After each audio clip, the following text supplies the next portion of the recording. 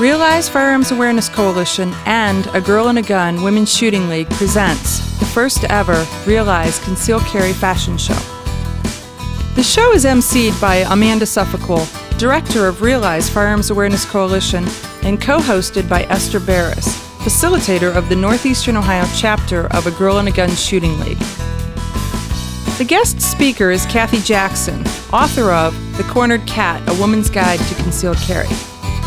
Realize Firearms Awareness Coalition is an organization created to educate citizens on the Constitution's Second Amendment, to enhance public awareness and support for responsible gun ownership, and to emphasize firearms education for women. A Girl and a Gun Women's Shooting League is a club by women shooters for women shooters. The league welcomes beginners to learn the basics of safe and accurate shooting and provides experienced shooters with advanced level opportunities.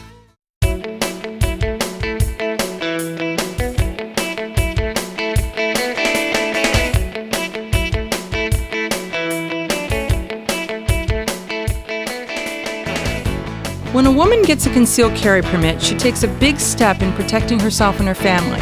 But once she has the permit, it's important to properly conceal the firearm.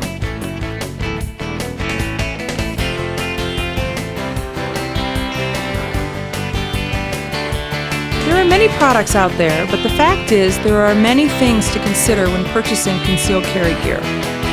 We are all different in size, shape, and physical condition.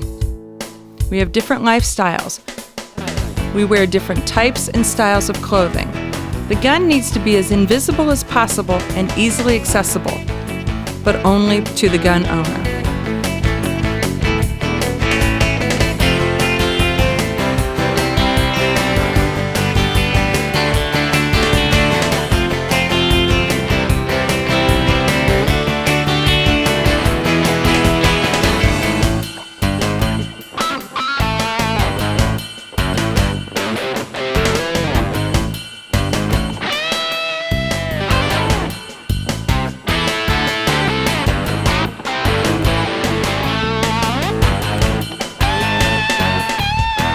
We'll show gear worn by women of various sizes and shapes, wearing different clothing styles, so you can see how invisible and accessible the concealed carry gear is.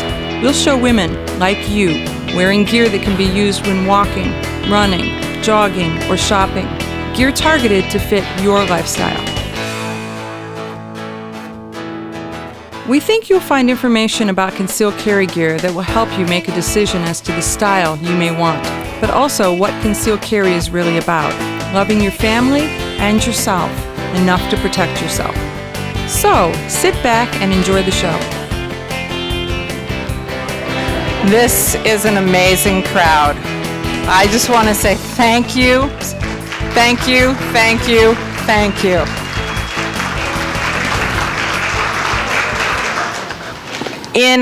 In February, Esther Barris, and she'll be out in just a second, and I were having a conversation, and she was talking about how she'd like to do a fashion show. And I was like, oh, that sounds kind of cool. I've got some ideas. And she's like, well, I've got some ideas. And by the time we got done putting our ideas together, this is what you see. So it got so crazy sometimes in the background that my husband actually threatened to move to New York City and live downtown because it was calmer than what was going on in our kitchen. So for our very first fashion show, I just cannot say enough about how well Esther and her group and her team pulled together with this and said, oh, we can do that. Oh, you need models? Sure, we got that. I'm like, really? She's like, oh yeah. And oh, you need hair? Oh, we got that.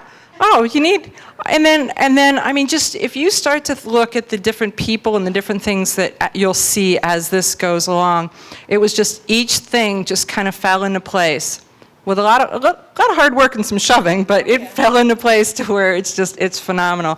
My name is Amanda Suffolk, and I am the director of a not-for-profit organization called Realize Firearms Awareness Coalition.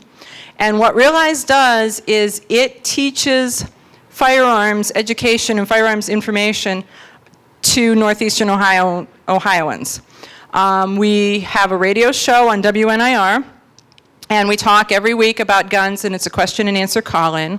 We have a variety of different events, anything from Women's Day on the range to couch potato tacticals to, we held a, what did we hold? Wait.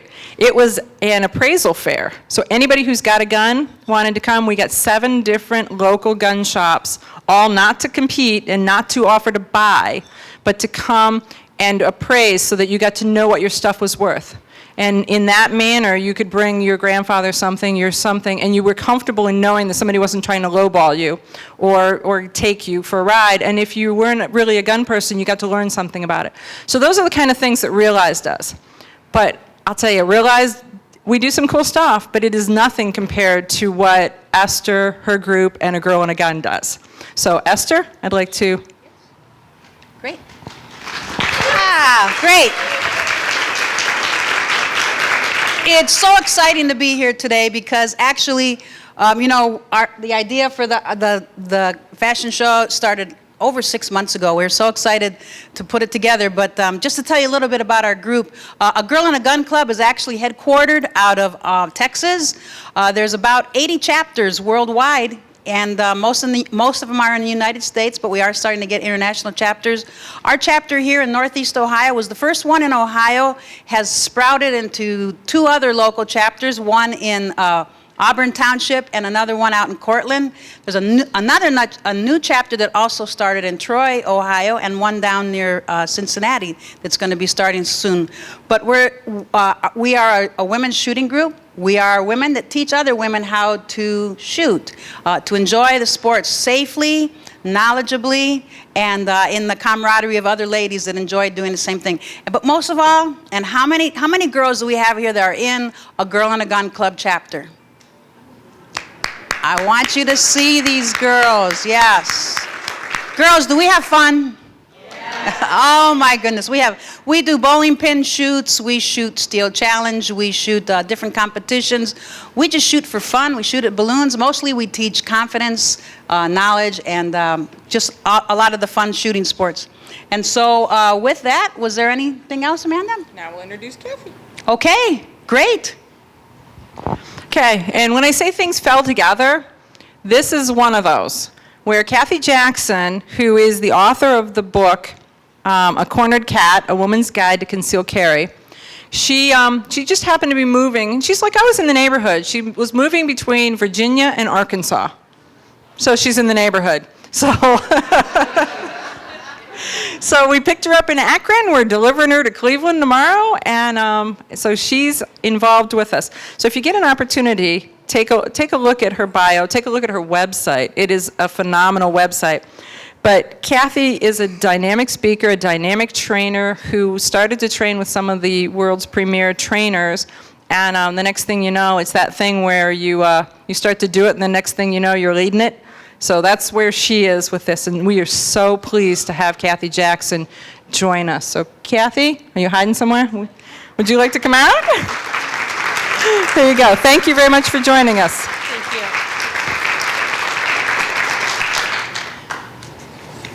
you. Good evening, everybody. My name is Kathy Jackson, and I am the cornered cat. When a cat feels threatened, she gets away from danger as quickly as she can. She is not interested in fighting just for the sake of fighting, but she will do whatever it takes to get to safety.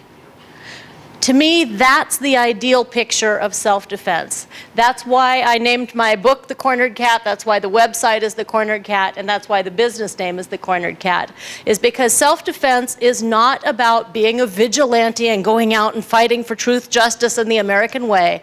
It is simply about protecting yourself, protecting the people that you love. That's it, that's all. Tonight is all about how we conceal carry. And I'm very, very excited to be here tonight. I'm very excited to be in Ohio.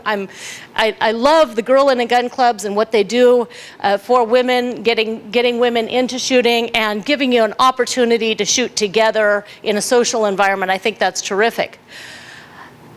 When the models start coming out, you'll see all the holsters and you'll understand a little bit more about how to conceal carry.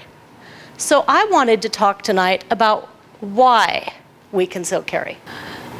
Did you know that there are 11.1 million people in America who have concealed carry permits? You are not alone.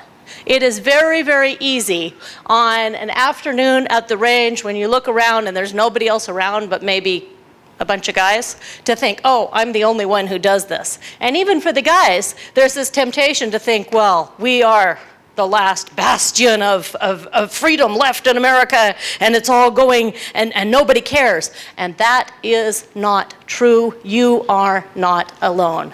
There are many, many people out there who are interested in concealed carry. So why are there so many? Second of all, one of the other questions I've asked myself often over the years is, why do I see so many different ages? Teaching classes all over the country, I've had some tremendously exciting times. I had a woman and her daughter come to class a while back, and they were there to celebrate the daughter's 21st birthday. I thought that was wonderful. Here they are. The mom is giving the daughter the gift of self-defense, giving her permission to protect her own life. That was pretty powerful to me. There was another mom and daughter, not in the same class, but in the class the week after that. One of them was 60 years old. That was the daughter.